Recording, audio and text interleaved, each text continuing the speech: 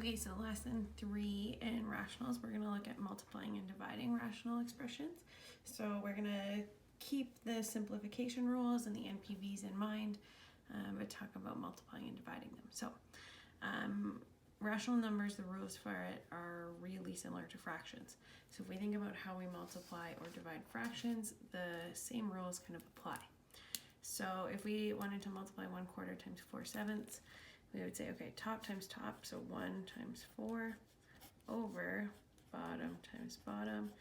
And then it's really up to you if you want to go 1 times 4 and then 4 times 7 and then reduce, or if you see factors that you can reduce already, you can scratch out something like the 4's, and then you end up with 1/7 and it's already a reduced fraction. Something like this, that's less obvious, so we would have 2 times 5 on the top and 3 times 6 on the bottom. Now you might see that 2/6 could reduce to 1/3, and you could cross that out and put that there, kind of like that. Or, so this could just be 5/3 times 3, so 9. Or you can go 2 times 5 is 10, 3 times 6 is 18, and then divide both of those by 2 is 5/9. So whichever way you want to get to it, it's a preference thing. We're going to use the same thinking to multiply rational numbers, so or rational expressions rather. So we're going to do a couple examples. Reminder, we always have to state the NPVs, okay? Our first step is always going to be to factor, okay? So first we factor. So this one, we have d over 2 pi r times pi, or 2 pi r h over d minus 2. So this whole thing, anytime you have a plus or a minus, you can kind of consider it in it to be in brackets. So this whole thing is going to multiply with the 2, the pi, and the r. So we would have to distribute if we wanted to kind of expand that. So nothing here can be factored, right? This is the only one with more than one term, and we've got nothing common between those two, so we're just going to multiply across the top and the bottom. So you've got d times 2 pi r h over 2 pi r d minus 2. Okay, so anything that's common to the top and bottom, we can cancel out as long as it is multiplied by everything else. So it's d times 2 times pi times r times h. So the 2 divides by this 2 because it's 2 times pi times r, right? And then the pi's are going to cancel out, and then the r's can cancel out. Now the d's, even though there's a d on both the top and the bottom, this d is attached to a -2, so we cannot just cancel these guys. Okay, this d is a little bit different than this d because it's attached to that -2, so we can't just cancel those. There would have to be a d minus 2 up here as well. So we just have d times h on the top, and then d minus 2 on the bottom. Okay, we have to think about, okay, what are our NPVs? So what could make the bottom equal to 0? So if we look at our NPVs, 2 can never equal 0 because it's just a number. Pi can never equal 0 because it's just a number. R cannot equal 0. And then d minus 2 cannot equal 0. So if we rearrange for d cannot equal -2. So we would write dh over d minus 2, where r cannot equal 0 and d cannot equal 0, or 2. So even though there's no r's left in the equation, we still have to include anything that could have made the denominator in this step equal to 0. Okay, so we kind of want to check every step. This one, we've got to factor first, so y squared minus 9, this is a difference of squares. So we're going to take the square root of the first one, and it's going to be the first term in both of our factors. And then we're going to take the square root of the second term, so 3, and it's going to be the second term in both of our factors. One's going to be a positive and one's going to be a negative. If we think about this, this works because y times y is y squared, we have positive 3y from the inside terms and negative 3y from the outside terms. So that's going to be 0 y's, right? So there's 0 of that y term, and then 3 times negative 3 is negative 9. So that's how we get that. Then on the bottom, we've got a cubic function. So that's tricky. So what I see right away here is we have r cubed minus r. So there's an r that's present in both of those terms. So if I pull out an r cubed divided by r is r squared, r divided by r is 1. Okay, and then we keep this guy negative because it was negative to begin with. And then times r squared minus r, again we can pull out an r, so we're going to have an r minus 1. And then a y plus 3. And I like to just put anything, even though this one's not in brackets here, because we're going to start multiplying across the bottom, I like to put it in brackets so that I know it is a factor. If something's alone in a denominator, it is a factor until we actually, it is a factor from the start. We don't actually have to do anything to make it a factor. It's already a factor. We have this as a factor, the r squared minus r, divided by this whole thing as a factor. So we could put brackets around it and that doesn't really change it. It just helps us see, hey, this is a factor, it goes together. So then we're gonna have y plus 3, y minus 3 times r minus 1 on the top. So y plus 3 times y minus 3 times r minus 1 on the top. And then on the bottom we've got r. And then this r squared minus 1, again, this is a difference of squares. So if we have something that is not degree 1 yet, that's generally it. We should check, hey, is there any way to factor this more? So the square root of r squared is r. The square root of 1 is 1. And then 1's going to be a positive, 1's going to be a negative. Okay, so, and then we've got a y plus 3. At this point, this is definitely where we want to do our NPVs, and so we can either do that now, or we can do it once we've actually simplified, as long as we come back to this step, because we need to know all of the things on the bottom that can make it equal to 0. So in this case, r can't equal 0. R plus 1 can't equal 0, so r can't equal negative 1 if we rearrange. R minus 1 can't equal 0, so r can't equal 1. And then y plus 3 can't equal 0, so y can't equal negative 3. Okay, so those are my 4 NPVs, and we'll write that as part of our answer. And then now we can look at canceling. So we've got a y plus 3 divided by a y plus 3. Okay, those things are multiplied by everything in the numerator or the denominator. So those guys are each factors, they can be canceled. Same with the r minus 1s, same with the r by themselves. Okay, so I can't cancel this r with this r because this r is attached to a plus 1. So they're only, it only works to cancel if they're the exact same top and bottom. So we're left with y minus 3 over r plus 1 on the top, and we need to list all of our NPVs. So I'm going to say r cannot equal, and if it's the same variable, you can make a list. So r can't equal 0 or positive or negative 1. That's sometimes written as plus or minus 1. So positive 1 or negative 1. You could write that as 0, negative 1, positive 1, or any order. And then y cannot equal negative 3. Okay, so there's my simplified expression, and there's all my NPVs.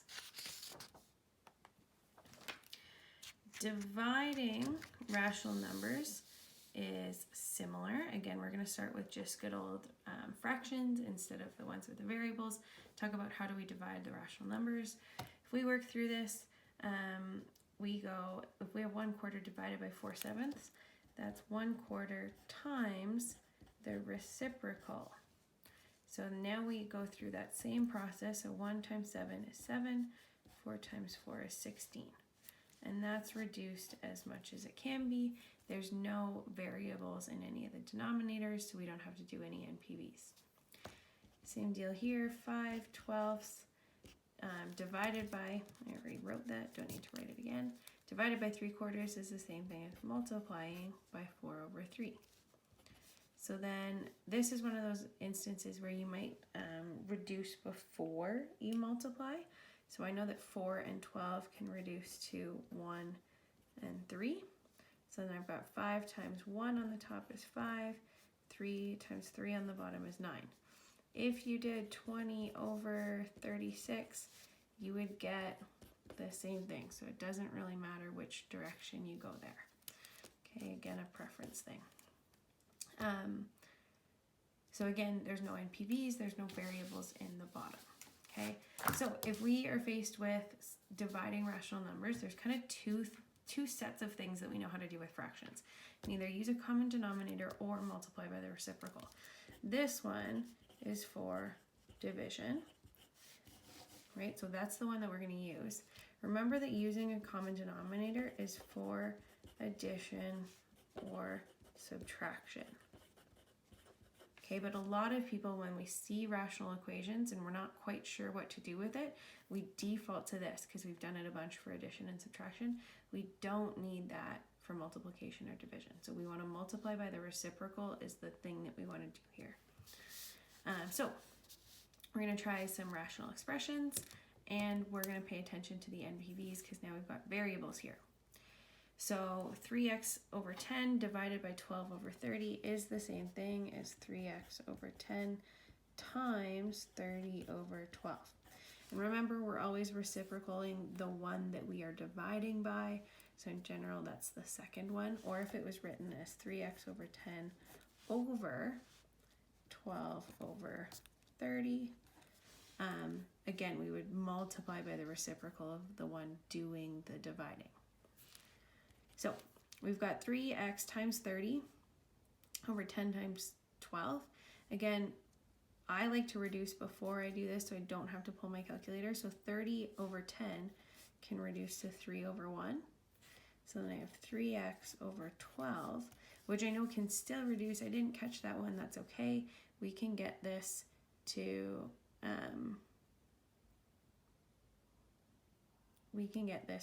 x/4. Okay, so there's my simplified version. And because in the denominator, in both the original, where the denominator was 30, and when we reciprocaled, the denominator is 12. So this was not a variable, this was not a variable, or this guy.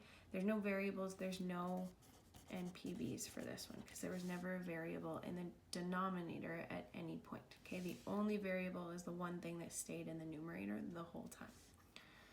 This one, we've got a factor first. So c minus 6c minus 7 is going to factor into two c terms. And I hate using c's as the variables because I get confused with the brackets, so sorry about this. We need two things that multiply to a -7 and add to a -6. So if we use -7 and +1, those two things work. Remember that we can only look at it simplistically like that, right? Like multiply to this, add to this, when our a value is a 1, when it's just going to be a c and a c. If this has a coefficient of like a 2 or a 3 or a 4, we have to go through the more lengthy process, and we'll go over that in the next example. And then c squared minus 49, this is one of those difference of squares things again. So c, the square root is, or c squared, the c square root is c. Set 49, the square root is 7. One's going to be positive, one's going to be negative. And then divided by, and I'm going to factor it first before I do any of the reciprocals, because we need to see the factored form to get the NPV. So we've got to do this here. So the top, we need, it's going to be c and c again. We need two numbers that multiply to +7, add to +8. So they're going to be +1 and +7. And then c squared plus 7c, we can just pull a c out, and then we have c plus 7. Okay, so at this point, I like to start making a list of my NPVs. So anything that's in the denominator here, so c plus 7 can't equal 0, so c cannot equal -7. C minus 7 can't equal 0, so c can't equal +7. C can't equal 0, and then this one's already accounted for, okay? Then we're going to multiply by the reciprocal, and I'm going to condense it while I'm doing that, just because I'm going to run out of room otherwise. So C minus 7 times C plus 1 over C plus 7, C minus 7 times the reciprocal, so C times C plus 7 over C plus 1, C plus 7. Okay. So now I need to check, because these guys were not in the denominator before, I need to check and make sure that I've done the NPVs. So C plus 7, I already have an NPV from that, but C plus 1 wasn't in the denominator at all before, so we need to make a new NPV for that. So C can't equal -1. Then we want to cancel. So the reason why we haven't canceled anything yet is to make sure that we have our full list of NPVs from everything that was at one time in the denominator. What could be tricky about this one is if I cancel these guys before I do the flipping, I could potentially miss something that should have been. So I like to do the flip, keep all my factors, and then do my NPVs, and then cancel everything just to make sure that I haven't missed anything. So the C minus 7s are going to cancel. The C plus 7s can cancel. The C plus 1s can cancel. Okay, so even though there's 2 C plus 7s on the top, there's only 1 on the bottom, so only one of the ones on the bottom is going to cancel. The other one's going to stay. So we're left with C over C plus 7. Okay, again, these C's cannot cancel because this one's attached, and we can look at it better here. It's in brackets with the 7. It's different than the C by itself. Okay, so then C, it cannot equal positive or -7, 0 or -1. So there is my simplified form. Our one last example here, we're going to do both of them stick together, so we're going to divide and multiply. In this case, we're dividing by just this guy and we're multiplying by this. So we don't need to reciprocal both, because if you think about BEDMAS, right? So if we remember BEDMAS, we're always going to do division and multiplication together from the left to the right. So we do this divided by this, and then whatever's left, multiply by this. So a lot of people think, okay, because these two are both after the division sign, I need to flip them both. That's not true. We're going to divide by only this guy and then still multiply whatever we get here by this. Okay. If these guys were in brackets like that, that would change things, but that's not the case.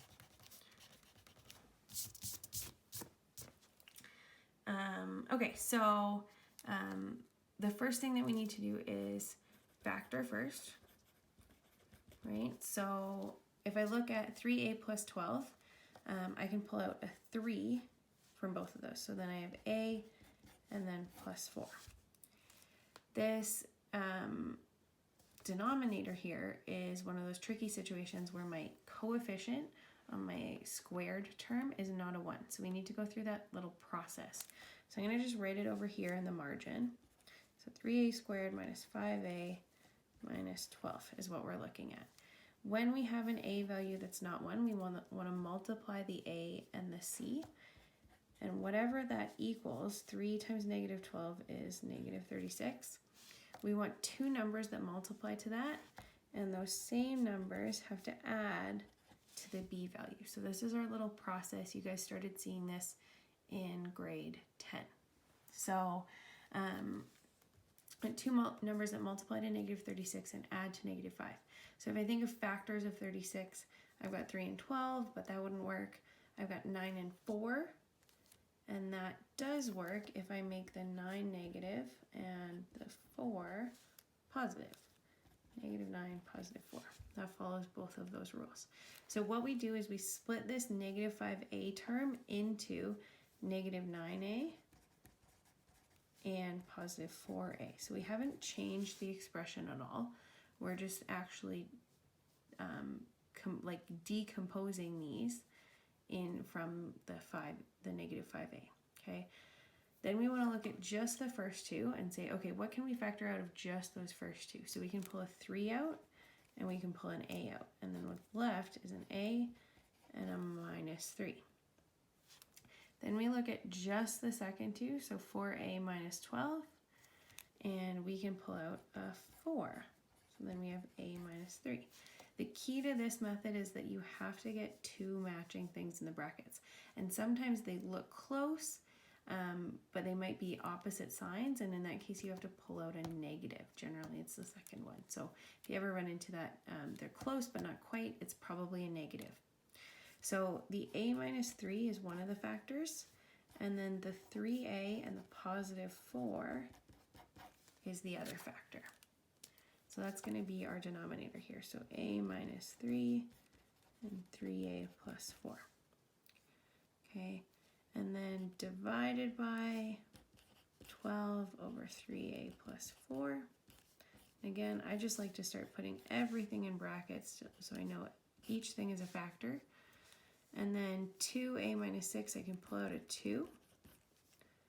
And then a plus 4. So at this point, I want to start making a list of my NPVs. So I've got a minus 3 can't equal 0, so a cannot equal 3. I've got 3a plus 4 cannot equal 0. So then if I move the 4 over and then divide by 3, a cannot equal negative 4/3. I've got that same factor in the denominator here, so that's taken care of.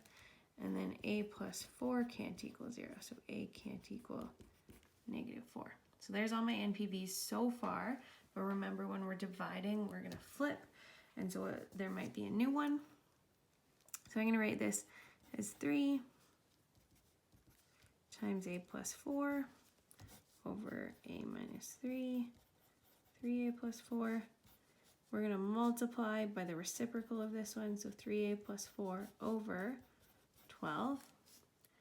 And then again, we're still multiplying here, so this is just going to stay the top on the top and the bottom on the bottom.